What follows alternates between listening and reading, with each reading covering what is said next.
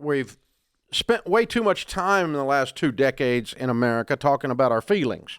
We ought to deal with some facts, and then let your feelings decide from there how you feel about the facts. But let's start with facts, because that changes everything. That leads me to something I want to talk to you about.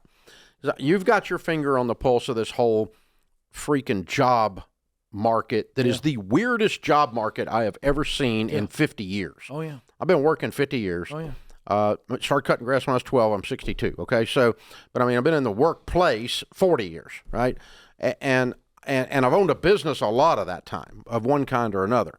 And I've never seen a job market. This is the weirdest dadgum job market. On the one hand, we've got these immoral corporate dubers laying people off just to run their profits up, or because they're scared of what might happen next year. In anticipation of that, they do 10,000 people, put them on the street, right? There's that. There's people leaving their jobs to go take higher pay or work from home, only to find out that they're the first ones laid off, or that they've entered into a toxic culture of some kind or another that's a dadgum that mess. And so for $10,000 or $20,000 or $30,000 or $40,000 more a year, that they went and took a job and now they regret it. So there's the great resignation followed by the great regret. You got those people. You got the other people being laid off.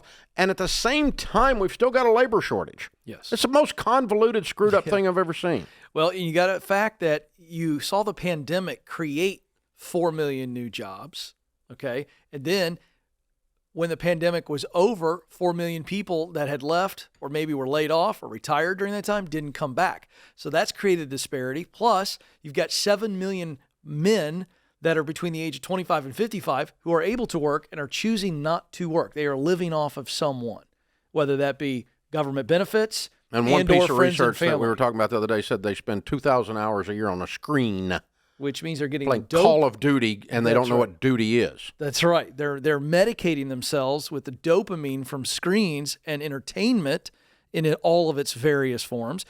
And instead of getting out there and getting the contribution and the dopamine that comes from, hey, I did something that mattered today. So we have a work ethic crisis. We have a shortage of labor. That's right. We have a values crisis with corporate America dumping people on the street.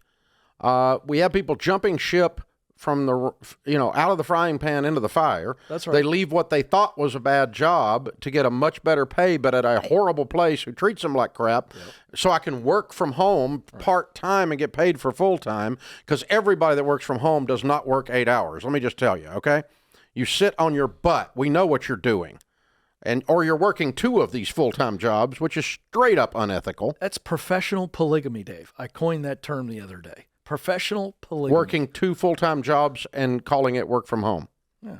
You're cheating on both of them. Professional polygamy. You got quiet quitting. I decided to come up with my own term, but it's a real thing. You're lying to both companies. It's career infidelity. That's it. It is. Oh my God. I know. Okay. No, but so here's what's interesting. And I want to give an economic and a money play on this. All of that we just laid out. So in the middle of that, a person that will work hard and has character, in the middle of all that discombobulation, there's opportunity big time. Oh, sure. Of course there is. Well, but see, now here's what's interesting. But you got to be careful not to just take the paycheck opportunity. It's not just a paycheck. I'm saying you could go find a great company at above average pay. Oh, yeah. And move up. And have a great career opportunity without working for some bunch of dubers. That's right.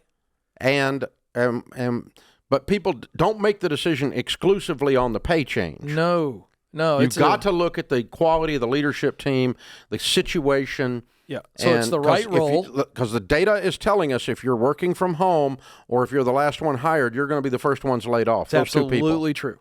That is data-based. So you are vulnerable if you took a job doing that for more. So you left a regular job in the office 40 hours making, and you make $35,000 a year more than you used to make, but you're working from home, your head's the first one on the block. And here's another factor. Remote workers may be the first to go as they ship jobs to overseas. They could pay you from home. They could pay somebody from another country from home.